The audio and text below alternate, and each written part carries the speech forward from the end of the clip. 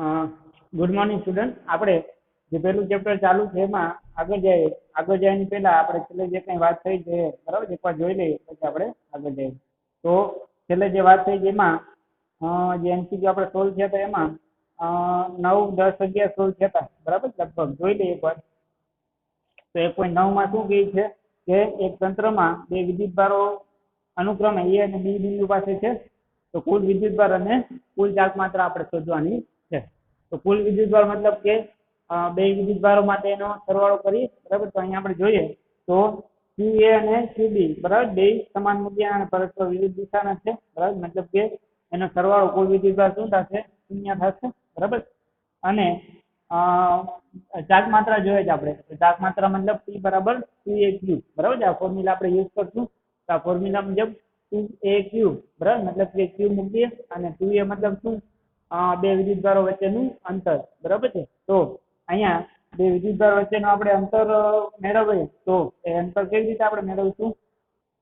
એકને આપણે R1 નામ આપી દઈશું, એકને R2 નામ આપી દઈશું બરાબર. પછી R1 - R2 કરશું એટલે આપણને અંતર મળશે અને અંતરને આપણે 2AQ માં લઈ જશે એટલે એના પછી આપણને ચાર્જ માત્રા મળશે બરાબર. આવી રીતે આપણે સોલ્વ કરેલો છે. એના પછી 1.10 માં શું કહે છે આપણને કે ડાયપોલની ચાર્જ માત્રા આપી છે આપણને અને ડાયપોલ આટલાનું વિદ્યુત ક્ષેત્ર ધરાવે અને 30 નો ખૂણો બરાબર. ત્રણ ડેટા આપ્યો છે આપણને. P આપ્યું છે, E આપ્યું છે અને થીટા આપ્યું છે. તો ટોર્ક શોધવાનું છે. તો ટોર્કનું સૂત્ર P sin θ બરાબર છે. તો P sin θ માં P આપ્યું છે, E આપ્યું છે, થીટા આપ્યું છે બરાબર. તો ત્રણેયની કિંમત મૂકીએ એટલે આપણને ટોર્કનો જવાબ મળે બરાબર છે. આવી રીતે આપણે સોલ્વ કરેલો છે. સહેલું છે. એના પછી 1.11 માં જોઈએ. 1.11 માં શું વાત છે? એક પોલિથીન જે ઊન છે અને ઊન સાથે આપણે એક પોલિથીનના ટુકડાને ઘસીએ છીએ તો 3 × 10⁻7 કુલમ ઋણ વિદ્યુતભાર છે બરાબર. તો એના માટે સ્થાનાંતરિત થયેલા ઇલેક્ટ્રોનની સંખ્યા અને ક્યાંથી ક્યાં જાય છે એ મેળવવાનું છે અને દળ કેટલું સ્થાનાંતર થાય છે એ જોવાનું છે. તો અહીંયા કેટલો વિદ્યુતભાર ટ્રાન્સફર થાય છે આપણને આપેલું છે બરાબર. તેના ઉપરથી આપણે ક્વોન્ટમીકરણનો સિદ્ધાંત વાપરીએ Q બરાબર N બરાબર. તેના ઉપરથી આપણે N મળી જાય બરાબર. Q અને E ની કિંમત આપીએ એટલે કેટલી સંખ્યા ટ્રાન્સફર થાય મળી જશે. અને શાના પરથી શાના ઉપર ટ્રાન્સફર થાય જેવું પૂછે છે તો ઊન સાથે ઘસેલા પોલિથીનના ટુકડામાં બરાબર. એટલે પોલિથીનના ટુકડા ઉપર જ જશે, ઊનની ઉપરથી પોલિથીનના ટુકડા ઉપર જશે બરાબર. અને દળ કેટલું ટ્રાન્સફર થશે એના માટે આપણે વાત છે મુજબ કે ભાઈ કેટલી ઇલેક્ટ્રોનની સંખ્યા ટ્રાન્સફર થાય એના માટે તો એક ઇલેક્ટ્રોન ટ્રાન્સફર થાય તો કેટલું દળ ટ્રાન્સફર થાય? 9.1 × 10⁻31 kg બરાબર. તો આપણે અહીંયા જેટલા ઇલેક્ટ્રોન ટ્રાન્સફર થાય છે એ મુજબ દળ ટ્રાન્સફર થશે એવું આપણે કહી શકશું બરાબર છે. આ રીતે આપણે એની ગણતરી કરેલી છે. રેડી? એ પૂરું થાય તેના પછી આપણે આગળ જઈએ. તો 1.12 માં શું કહે છે? ઉપરના અલગ કરેલા બે ગોળાથી A અને B બરાબર. તેના વચ્ચેનું અંતર આપ્યું છે. દરેક પરનો વિદ્યુતભાર આપ્યો છે. તેની વચ્ચે લાગતું આકર્ષણ બળ શોધવાનું છે બરાબર. પેલા એક કામ કરવાનું છે અને પછી A અને B વચ્ચેના અંતરની સરખામણીએ ત્રિજ્યા આપણે અવગણવાની છે બરાબર છે. અને D માં જો આ ગોળાનો વિદ્યુતભાર ડબલ કરી અને અંતર અડધું કરી તો આકર્ષણ બળ શોધવાનું છે. એટલે શું કહે છે ભાઈ કેસ A માટે એમાં આપણે ધારી લઈએ તો ધારો કે ગોળા A તથા B વિદ્યુતભાર P1 તથા P2 છે તથા બંને વચ્ચેનું અંતર R છે. નહીં P1 બરાબર P2 તો P1 P2 માટે 6.5 × 10⁻7 બરાબર. 6.5 × 10⁻7 તો મોબાઈલ જ આપણને અને અંતર આપ્યું છે બરાબર. અંતર R બરાબર 50 સેન્ટીમીટર. પણ આની આપણે મતલબમાં જરૂર પડશે મીટરમાં કન્વર્ટ કરીએ આવું લખી શકીએ બરાબર. શરૂઆતમાં આકર્ષણ બળ કેટલું બરાબર. શરૂઆતમાં ધારો કે આકર્ષણ બળ એક છે. શું કે આપણે બહુ સારી વસ્તુ છે કે ભાઈ બે ગોળા છે A અને બી બે વચ્ચેના બેના કેન્દ્રવર્તી અંતર આપણે આપેલું છે r છે એવું કે છે બરાબર તો બે વચ્ચે લાગુ આપણે શું બરાબર છે આના પર બીજી બરાબર t1 કીધું બરાબર અહીં આપણે વિલંબના નિયમ પર અપાવર્ષણ પર एक बराबर a equal to upon r square बराबर આવું છે આના પછી આપણે અપાવર્ષણ બળ મેળવી શકીએ બરાબર અહીંયા તેથી a બરાબર a ની મૂલ્ય આપણે ખબર છે 9 g1 g2 मतलब કે 6.5 ગુણ્યા 10 ની માઈનસ 7 ગુણ્યા 6.5 ગુણ્યા 10 ની માઈનસ 7 છે ઉપર r માટે 50 ગુણ્યા 10 ની માઈનસ 2 નો હોય બરાબર થશે અને આપણે સાદું આપીએ તો 6.5 ગુણ્યા 6.5 ગુણ્યા 9 બરાબર છે અહીંયા 10 ની કેટલી ઘાત થશે તો તમે સાદું આપશો એટલે એ બધાયનો જે કે જવાબ તમને મળશે એ 6.5 એટલે 42.25 ગુણ્યા 10 ની માઈનસ 14 અહીંયા 42.25 ગુણ્યા 10 ની માઈનસ 14 જવાબ આવશે અહીંયા 9 ગુણ્યા 10 ની 9 બરાબર અને નીચે આ જે મેં છે બરાબર 25 અને અહીંયા 10 ની માઈનસ 2 અને 1 આવે માઈનસ 1 નો વર્ગ એટલે કે માઈનસ 2 આવું થશે એટલે આને તમે સાદું આવશો એટલે છેલ્લે તમને જવાબમાં 15.21 અને 1.521 ગુણ્યા 10 ની માઈનસ 2 1.521 આટલા એટલું બળ મળશે 1.521 ગુણ્યા 10 ની માઈનસ 2 બરાબર એટલું તમને બળ મળશે રેડી બરાબર આ a માટે યાદ છે બરાબર b માં શું કહે છે કે b માટે જો દરેક ગોળાકારના વિજય પર ડબલ કરીએ અંતર અડધું કરીએ બરાબર તો બળ મળશે એવું પૂછે છે અહીંયા b માટે હવે દરેક ગોળા પરનું વિજયતા વર્ણન કરતા તેથી આ p1 ડેશ બરાબર q2 ડેશ બરાબર 2 * q1 બરાબર આવું થશે મતલબ કે 2 * કેટલો વિદ્યુતભાર છે મૂળ 6.5 ગુણ્યા 10 ની માઈનસ 7 આવું છે એટલે 12 ને 13 ગુણ્યા 10 ની માઈનસ 7 આવું થશે અંતર અડધું કરવાનું છે તો અહીં 9 અંતર એને આપણે આ ડેશ લઈએ તો આ ડેશ બરાબર શું કરવાનું છે r/2 અને r/2 કરીએ મતલબ કે 50 નું અડધું બરાબર મતલબ કે 25 સેમી મતલબ કે 25 ગુણ્યા 10 ની માઈનસ 2 મીટર બરાબર તો થશે અને 9 અંતર હવે 9 અપાકર્ષણ બળ તો 9 અપાકર્ષણ બળ આપણે મેળવીને આપણે એક ડેશ કહીએ તો એક ડેશ બરાબર k q1 dash q2 dash upon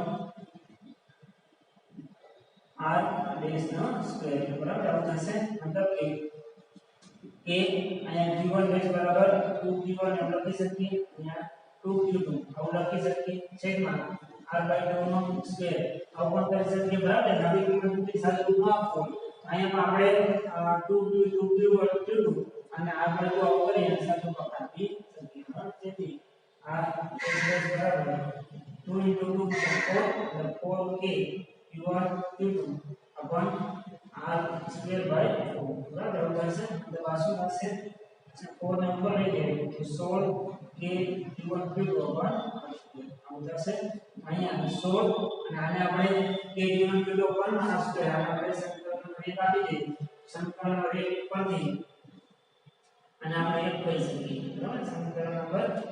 1 પરથી એને આપણે 1 કહીએ તો 16 ગુણ્યા 1 નો જવાબ તો આપણી પાસે તૈયાર છે 1.521 ગુણ્યા 10 ની માઈનસ 2 બરાબર એટલે અહીંયા તમે આ સાદું આપશો એટલે એનો જે નવો જવાબ મળશે એ તમને 1.521 24.336 બરાબર કેવું મળશે 24.336 336 ગુણ્યા 10 ની માઈનસ મતલબ કે પોઈન્ટ આમ લઈએ એટલે પોઈન્ટ 24 આ નવું વર્ગ થશે બરાબર અને અહીંયા શરૂઆતમાં વિદ્યુતભાર આપણે આપેલું છે અંતર r આપેલું છે એના માટે બળ આપણે આવી રીતે ગણી શકીએ પછી બીજા કેસમાં શું કીધું આવે શું પૂછાય છે બરાબર અથવા તો દાખલામાં પણ પૂછાય તો આપણે આરામથી અને સહેલાઈથી ગણી શકીએ બરાબર કે ભાઈ વિદ્યુતભાર ડબલ કરી દઈએ અંતર અડધું કરી દઈએ બરાબર મતલબ કે આ ડબલ કરીએ અંતર અડધું કરીએ મતલબ કે આવી રીતે આપણે મેળવી શકીએ રેડી આવો એમસીક્યુ છે તમારું સ્વાધ્યાયમાં 1.12 માં જે વાત થઈ છે બરાબર તેમાં એના જેવું થોડુંક આગળ જાય 1.13 માં તો 1.12 માં શું વાત છે આપણે કે ભાઈ કોપરના બે ગોળાઓ છે એના વચ્ચેનું અંતર તમને આપ્યું હતું બરાબર વિદ્યુતભાર આપ્યું હતું લાગતું બળ મેળવવાનું હતું તો આપણે કુલમ્બના નિયમનો ઉપયોગ કરી અને Q1 Q2 પણ r સ્ક્વેર કરી અને મેળવેલું છે અને બીજું કે ભાઈ વિદ્યુતભાર ડબલ કરીએ અને અંતર અડધું કરીએ તો શું થાય બરાબર તો એના માટે આપણે વિદ્યુતભાર અડધો કરીને અંતર ડબલ કર્યું બરાબર અને વિદ્યુતભાર ડબલ કર્યો અને અંતર અડધું કર્યું એના માટે બધું સાદુરૂપ આપ્યું બરાબર તે કામ કર્યું આપણે હવે આગળ જઈએ 1.13 માં તો 1.13 માં શું કહે છે આપણને કે ભાઈ ધારો કે સ્વાધ્યાય 1.12 ના બંને ગોળાઓ સમાન માપના છે ત્રીજો તેના જેવો જ પણ વિદ્યુતભાર રહિત ગોળો છે અને પ્રથમ ગોળા એટલે કે એ સાથે આપણે સંપર્કમાં લાવવાનો છે ત્યારબાદ બીજા ગોળા સાથે સંપર્કમાં લાવવાનો છે બરાબર એટલે એક વિદ્યુતભાર રહિત જે ગોળો છે ને પેલા આપણે પ્રથમ ગોળા સાથે સંપર્કમાં લાવવાનો બરાબર છે વિદ્યુતભાર રહિતને આપણે C નામ આપી દઈએ એ અને બી તો છે આપણી પાસે બરાબર છે C નામનો જે આપણે ત્રીજો ગોળો છે બરાબર જેને આપણે પેલા એ સાથે સંપર્કમાં લાવશું બરાબર પછી ત્યારબાદ એ સી ને આપણે બી સાથે સંપર્કમાં લાવશું બરાબર જેવું કહે છે અને તો પછી એ અને બી વચ્ચેનું બળ શોધવાનું છે બરાબર છે અને વિદ્યુતભારના ડેટા છે આગળના જે કંઈ ડેટા છે એ જ આપણે ધ્યાનમાં લેવાના છે અહીં ગોળા એ તથા બી માટે એનો જે વિદ્યુતભાર છે QA બરાબર QB બરાબર જે આગળનો 1.12 માં જે વિદ્યુતભાર છે 6.5 ગુણ્યા 10 ની માઈનસ 7 કુલમ બરાબર આજે આપણે ધ્યાનમાં લેવાનું છે અંતર પણ એ ધ્યાનમાં લેવાનું છે 50 સેમી અથવા તો 0.5 મીટર બરાબર તો હવે પેલા આપણે શું કરવાનું છે અહીં પ્રથમ આપણે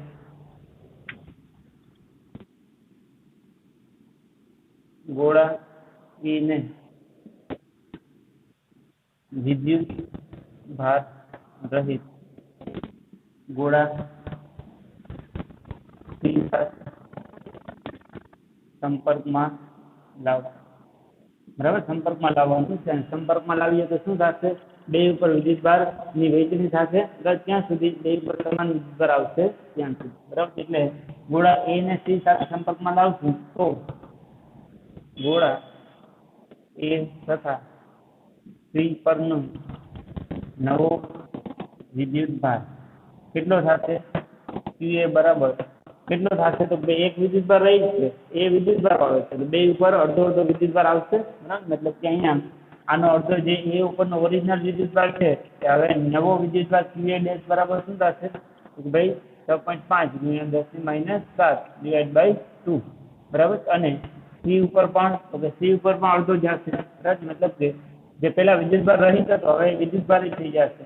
બરાબર પણ એટલો વિદ્યુતભાર થશે બરાબર અહીંયા 6.5 નું અડધું કરીએ બરાબર એટલે 3.25 એવું થશે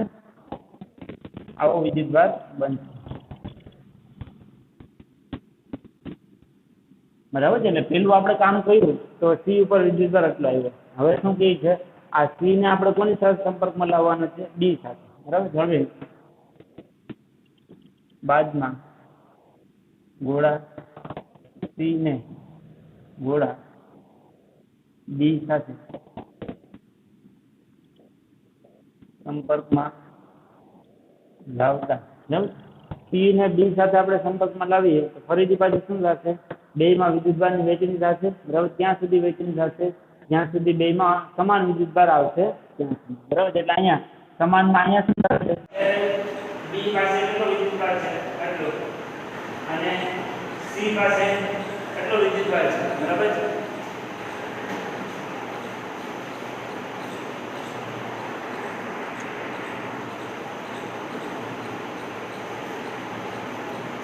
અહીંયા B ઉપર અને C ઉપર તેથી ગોળા B તથા ગોળા C પર નવો વિદ્યુતભાર એ નવો વિદ્યુતભાર અહીંયા આપણે QB ડેશ કરીએ QB ડેશ બરાબર શું થશે 6.5 ગુણ્યા 10 - 7 કેટલો છે પ્લસ C પાસે કેટલો છે 3.25 ગુણ્યા 10 - 7 ડિવાઇડ બાય કેટલો થશે તો આ બે તમે સરવાળો કરો એટલે આ શું થશે 10 - 7 નો અંતર 6.5 પ્લસ 3.25 ગુણ્યા 10 - 7 ડિવાઇડ બાય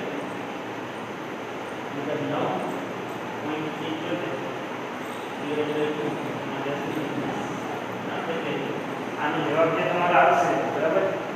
QB ડેશ એ તમને 4.875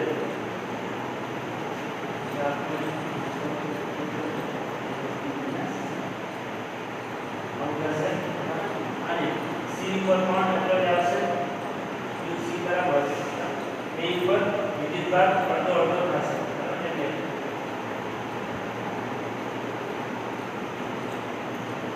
પણ આનો આપણે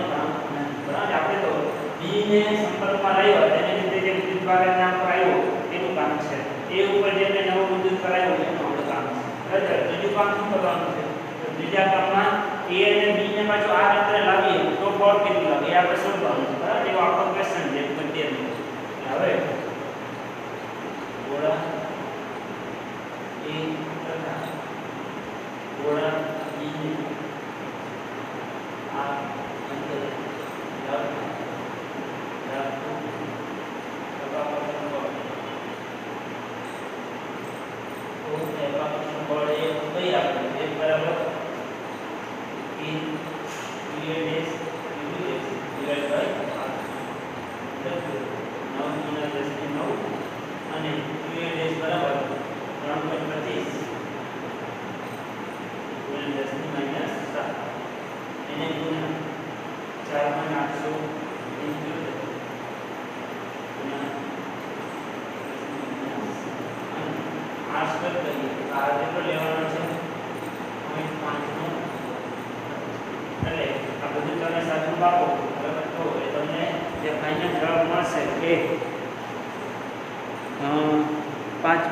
सात 570.375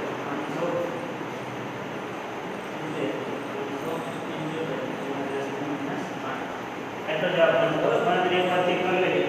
આ જવાબ અને અહીંયા આનું સાચું પામ્યો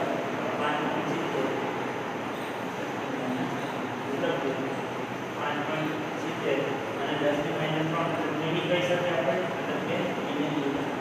અવલંબી રદ આવવાનું છે એટલે દાખલો ગણતા પહેલા રકમ શું કહી છે બરાબર છે ધ્યાન રાખો સમજવાનું બરાબર કે ભાઈ બે ગોળા છે A અને B બે માટેનો વિદ્યુતભાર છે આ અંતર આપ્યું છે પેલા C સાથે સંપર્કમાં લાવવાનું તો આવું થશે પછી B સાથે લાવવાનું તો આવું થશે પછી B ને પાછા નજીક લાવવાનું તો આવું થશે રેડી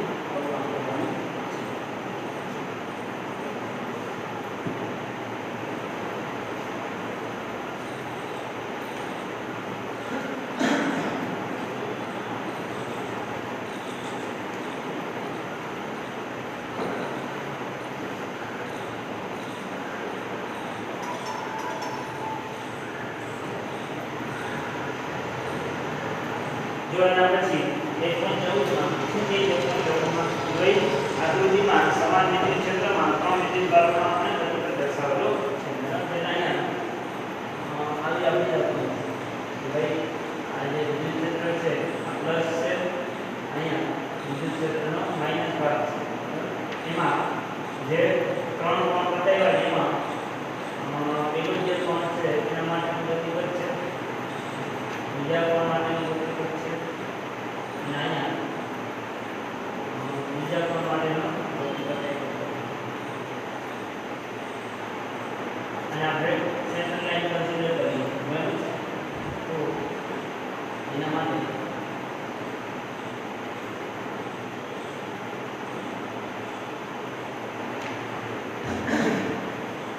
કે ભાઈ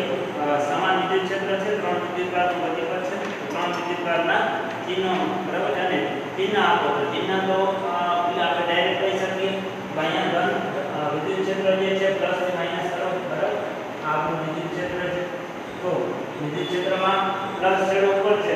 આ જે પહેલો અને બીજો વિદ્યુતભાર છે એના તરફ આકર્ષાય છે બરાબર, મતલબ કે એક અને બે વિદ્યુતભાર એ બે કોણ કેવા હશે કોણ વિદ્યુતભાર, આ ત્રીજો છે એ માઈનસ છેડા તરફ આકર્ષાય છે, મતલબ કે કેવું હશે ધન વિદ્યુતભાર બરાબર, એટલે આપણે જોઈનિંગ કરી શકીએ બરાબર, એટલે ચિહ્ન તો આપી શકીએ. હવે કયા કોણ માટે વિદ્યુતભાર અને દળનો ગુણોત્તર મહત્તમ હશે બરાબર, કયા કોણ માટે વિદ્યુતભાર અને દળ મતલબ E/m નો ગુણોત્તર ચેક કરવાનો છે બરાબર, તો એના માટે પહેલા આપણે ચિહ્નની વાત કરીએ તો અહીં આકૃતિ પરથી કોણ એ તથા કોણ એ વિદ્યુત ક્ષેત્રના ધન છેડા તરફ આકર્ષાય છે, તેથી તે ધ્રુવ વિદ્યુતભારી કોણ છે આપણે કહી શકીએ, અને કોણ ત્રણ છે એ વિદ્યુત ક્ષેત્રના ધ્રુવ છેડા તરફ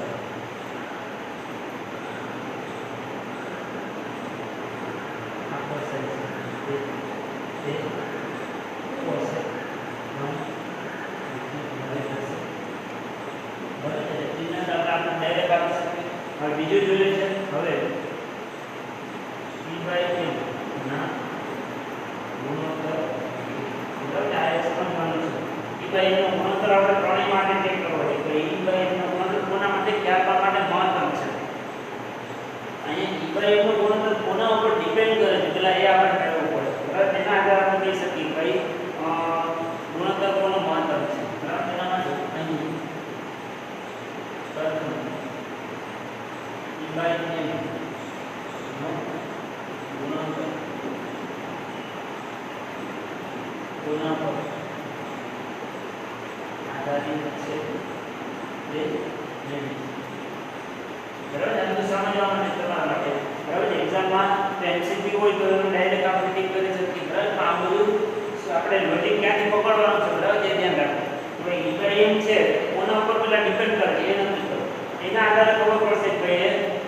શું થાય છે બરાબર, મહત્તમ કોણ કેમાં રહેશે બરાબર, એવી રીતે આપણે નક્કી કરી શકીએ. તો એના માટે અહીંયા આપણે જે લોજિક સમજવાનું છે ભાઈ, અહીં ધારો કે આ રીતે આપણી પાસે વિદ્યુત ક્ષેત્ર છે, તો અહીંયા આપણી આ સેન્ટર લાઈન છે બરાબર, તો અહીંથી કોઈ કોણ છે પ્રારંભિક પ્રવૃત્તિ ગતિ કરે છે અને આ શું થાય છે આપણે પ્રક્ષેપ ગતિ જેવો કોઈ કન્સેપ્ટ વિચારી શકીએ બરાબર, કે અહીંયા એવું શું કામ થશે બરાબર, કેમ કે આપણને ખબર છે કે વિદ્યુત ક્ષેત્ર છે આ વિદ્યુતભારી કોણ જે છે એના પર શું કરશે બળ લગાડશે, બળ લગાડશે એના લીધે શું થશે એ પ્રવેગી ગતિ કરશે, એવું કહી શકીએ આપણે અહીંયા એના પર બળ લાગશે એટલે આ પ્રવેગી ગતિ થશે બરાબર, એવું કહી શકીએ આપણે જે પ્રવેગી ગતિ થાય છે તેનો કંઈક પ્રવેગ હશે બરાબર, તે પ્રવેગ કેટલો હશે તો પ્રવેગ એટલે બીજા નિયમ મુજબ 1 બરાબર m * a મતલબ કે પ્રવેગ એટલે 1/m મતલબ કે અહીંયા 1/m જેટલો પ્રવેગ હશે આ કોણ માટે બરાબર, પેલા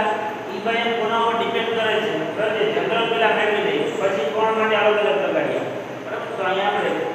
એવું વિચારી શકીએ કે આ કોણ માટે જે પ્રવેગ ઉત્પન્ન થશે 1/m જેટલો હશે, અને f શું છે વિદ્યુત ક્ષેત્ર દ્વારા લાગતું બળ તો આપણે કહી શકીએ, અહીંયા આપણે એવું કહી શકીએ કે અહીં વિદ્યુત ક્ષેત્રમાં કોણની ગતિને લીધે કોણ પર બળ લાગશે બરાબર, તેથી કોણમાં પ્રવેગ ઉદ્ભવશે અને કેટલો પ્રવેગ ઉદ્ભવશે તો ભાઈ અહીં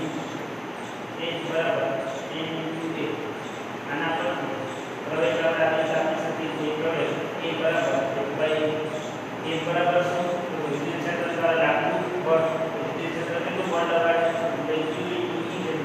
જાણીએ છીએ બરાબર મતલબ કે કેટલું બળ લગાડશે મતલબ કે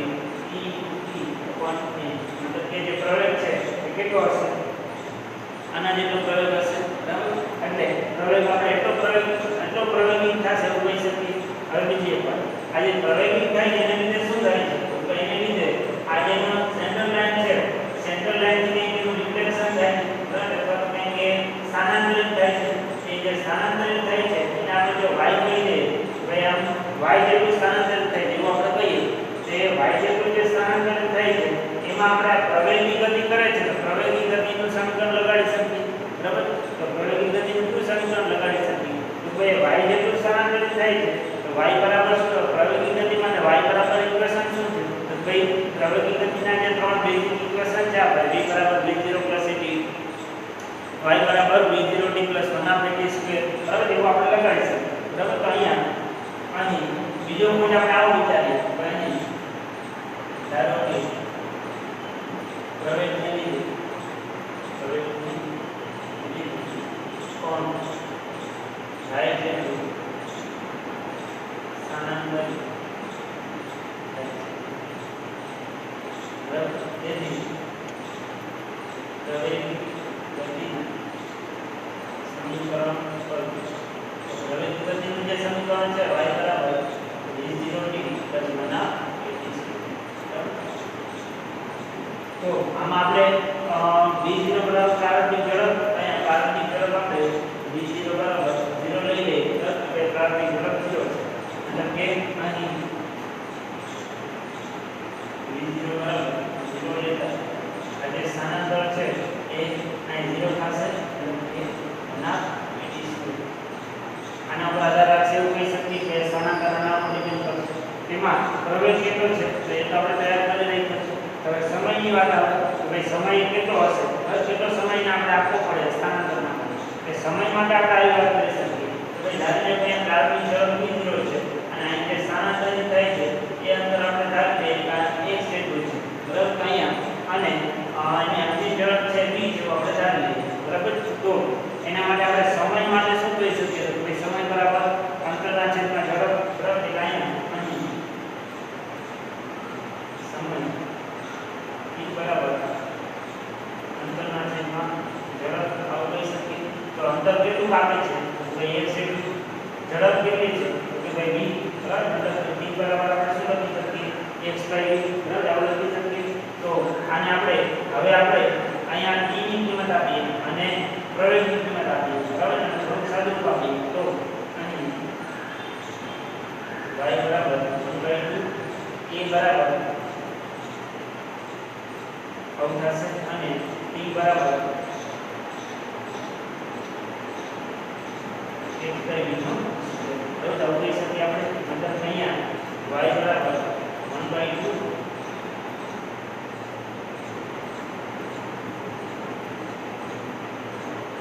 x/v બરાબર આવું થશે. અહીંયા તમે જો તો આ e/m એ તો કે ભાઈ y = અહીંયા આપણે a ની કિંમત મૂકી અને t ની કિંમત મૂકી બરાબર છે એટલે અહીંયા આપણે જોવા જઈએ તો y કોના ઉપર આધાર રાખે છે તો ભાઈ e તો અચળ છે વિદ્યુત ક્ષેત્ર પણ અચળ છે બરાબર x/v તો અંતર અને ઝડપ પણ અચળ છે બરાબર એટલે અહીંયા આપણે એવું કહી શકીએ કે ભાઈ y = e/m બરાબર આવું થશે કે ભાઈ એ કોના ઉપર આધાર રાખે છે e/m ઉપર આધાર રાખે છે એવું આપણે કહી શકીએ બરાબર એટલે આપણો પહેલા પ્રશ્ન શું હતો કે આપણે જોઈએ છે શું તો ભાઈ e/m નો ગુણોત્તર કયા કોણ માટે મહત્તમ છે એના માટે મેં તમને શું કીધું પહેલા આપણે e/m નો ગુણોત્તર કોના ઉપર આધાર રાખે છે એ મેળવશું તે આપણે આ બધી પ્રોસેસ કરી અને e/m નો ગુણોત્તર કોના ઉપર આધાર રાખે છે આપણે જોયું બે સ્થાનાંતર ઉપર આધાર રાખે છે એના આધારે આપણે કહી શકીએ કે અહીંયા જે આપણને ડાયાગ્રામ આપ્યો છે એમાં તમે જોવા જાવ તો આના માટે જે કોણ 3 માટે જે y છે એ કેવું દેખાય તમને મહત્તમ છે બરાબર છે સ્થાનાંતર મહત્તમ થાય છે અથવા વધારે ડિફ્લેક્શન થાય છે એવું કહ્યું તો વધારે સ્થાનાંતર થાય છે તેના માટે e/m નો ગુણોત્તર કેવો હશે મહત્તમ બરાબર જેવું આપણે કહી શકીએ અહીં આપેલ આકૃતિ માટે કોણ 3 માટે y મહત્તમ છે તેથી કોણ 3 માટે E/m નો ગુણોત્તર મહત્તમ થશે. બરાબર છે, આવું છે વાત આપણી આવી હતી. બરાબર, એકવાર જો ફરીથી પાછું શું છે 1.14 માં આપણને ડાયાગ્રામ આપેલો છે, વિદ્યુત ક્ષેત્ર આપેલું છે, 3 કોણને વિદ્યુત ક્ષેત્રમાં ગતિ દર્શાવે જેનો ગતિપથ આપેલો છે. એ ગતિપથમાં કોણ ક્યાં છે એ તો ખબર પડી જાય કે ભાઈ પ્લસ છે, આ કોણ એના તરફ જાય છે મતલબ એક ઋણ હશે, અહીંયા માઇનસ છે, આ કોણ એના તરફ આવે છે મતલબ ધન હશે. બરાબર, એ તો ખબર પડે. હવે E/m નો ગુણોત્તર કોના માટે મહત્તમ છે એવું પૂછે છે આપણને. E/m નો ગુણોત્તર કોના માટે મહત્તમ છે એના માટે પહેલા E/m નો ગુણોત્તર કોના ઉપર આધાર રાખે એ આપણે મેળવીએ. એ મેળવવા માટે આપણે આ લોજિક લગાડવાના છીએ. ભાઈ અહીંયા આપણે વિદ્યુત ક્ષેત્રમાં કોણ આમ ડિફ્લેક્શન થાય છે તો કંઈક પ્રવેગી ગતિ જેવું બને છે. બરાબર, તો એનો મતલબ કે અહીંયા આપણે શું કહી શકીએ કે ભાઈ પ્રવેગી ગતિ થાય જેવું આપણે કહી શકીએ. તો પ્રવેગી ગતિ થાય તો પ્રવેગ હશે. તો પ્રવેગ કોણ આપે છે તો ભાઈ વિદ્યુત ક્ષેત્ર જેના ઉપર બળ લગાડે. બરાબર, જેના ઉપર બળ લગાડે છે મતલબ કે એમાં કંઈક પ્રવેગ આવશે. તે પ્રવેગ કેટલો આવશે તો કે ભાઈ 1/m જેટલો, મતલબ કે E/E × m જેટલો. બરાબર, જેટલો પ્રવેગ આવશે. હવે જો પ્રવેગી ગતિ થાય તો એનું જે સ્થાનાંતર થાય છે આપણે પ્રવેગી ગતિ મુજબ ગણી શકીએ. અહીંયા આ કોણ ઉપર આ કંઈક એટલો પ્રવેગ એને આ રીતે મળે છે. તો આ રીતે જે પ્રવેગ મળે છે એ ગતિ માટે જ આપણે અચળ પ્રવેગી ગતિનું સમીકરણ લગાડીએ છીએ. બરાબર, કેમ કે પ્રક્ષેપ ગતિમાં આપણને ખબર છે કે ભાઈ બે ગતિને આપણે સ્વતંત્ર રીતે લઈ શકીએ. બરાબર છે, એટલે આ તરફની જે કંઈ વાત છે એની આપણે કોઈ વાત કરતા નથી. આપણે તો ખાલી આપણે સ્થાનાંતર જોઈએ છે. બરાબર, કે સ્થાનાંતર માટે આપણે ખાલી સ્વતંત્ર ગતિ વિચારીએ છીએ, નીચે તરફની પ્રવેગી ગતિ. બરાબર, આ નીચે તરફની પ્રવેગી ગતિમાં આપણે v0t + 1/t સ્ક્વેરમાં v0 બરાબર 0 લઈ લઈએ, 1/t સ્ક્વેરમાં t માટે x/v કરીએ અને બધાનું સાદુરૂપ આપીએ તો સ્થાનાંતર છે કોના ઉપર ડિપેન્ડ કરે E/m ઉપર. એના આધારે આપણે કહી શકીએ કે આવું બનશે. બરાબર, એટલે આ એક ધ્યાન રાખો. રેડી.